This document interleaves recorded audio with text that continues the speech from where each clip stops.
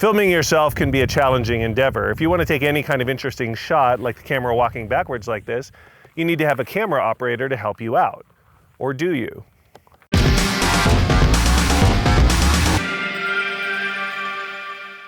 I swear the sun moves like 10 times faster when I'm trying to shoot a video.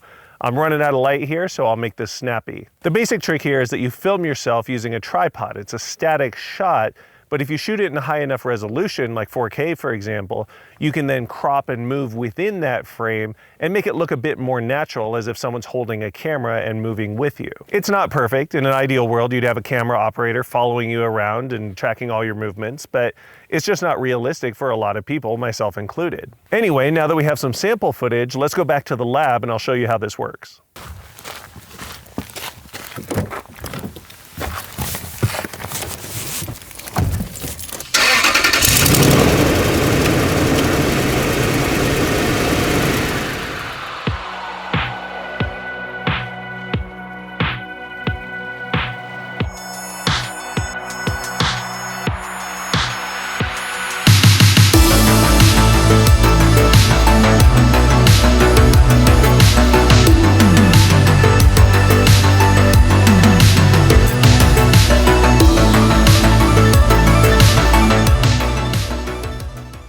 All right, we're back. So I'm gonna take this static footage and throw it into my editor and show you how to make it look a little more dynamic.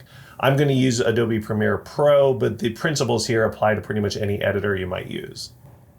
Okay, here's the clip where I'm walking toward the camera. And basically what we're gonna do is add some keyframes to zoom out on me. So I'm gonna start zoomed in and then zoom out. So it looks like I stay a constant size in the frame, which creates the effect that the camera is actually moving backwards. It's not perfect, but it's pretty close, and if someone's not paying close attention, you can usually fake it pretty well with that. I'm also then gonna add some handheld shake to it just to add a bit of additional character and color to the footage.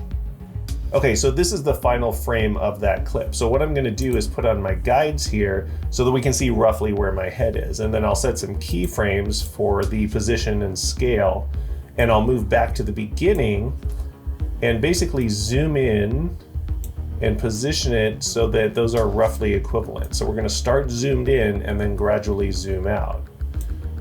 Doesn't have to be perfect, just like someone walking backwards with the camera isn't gonna nail it exactly right, but if we get it pretty close, and so you can already see as we scrub through it, it looks pretty close. It already pretty realistically creates the impression of a camera moving backwards. Now, realistically, there are some perspective issues happening here, so it's definitely not close. You can see where it's pretty compressed there, and then it seems like the background is moving out. But for a short clip, people aren't really gonna notice that.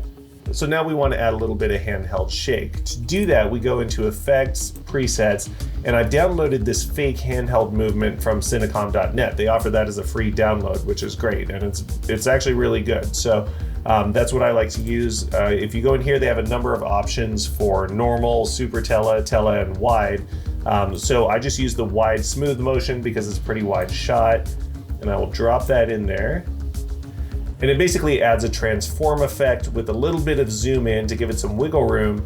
And then it creates all these keyframes along here, which basically just rotate it around, move it around a little bit, make it look like it's a handheld camera. You can kind of see as we're scrubbing through there, it's got a little bounce to it now.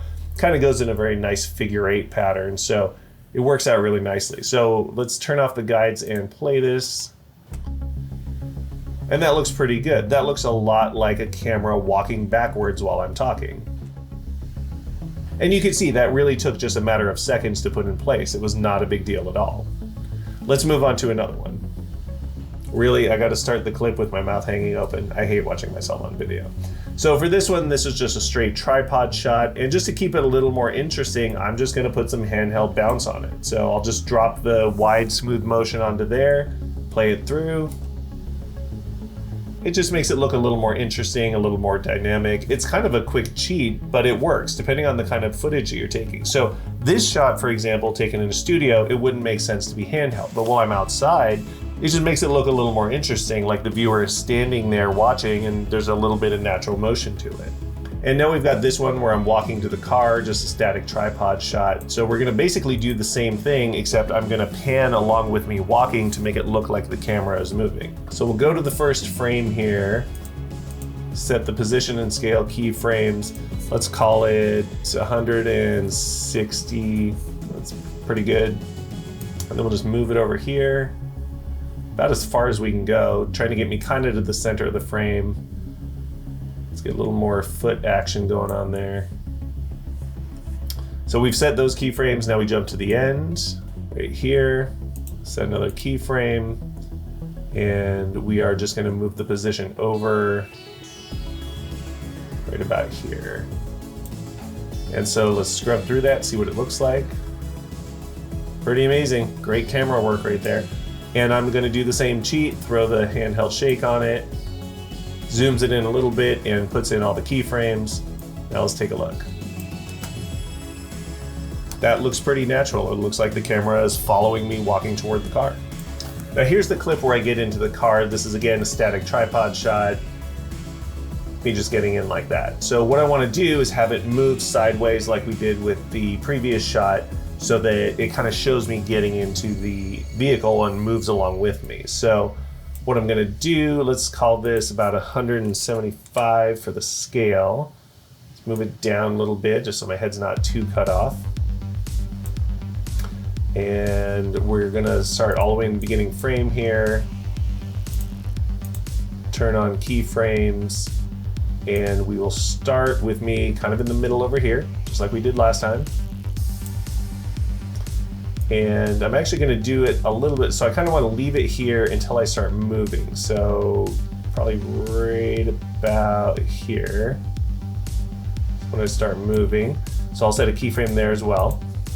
And then move it to where I stop moving, which is about there.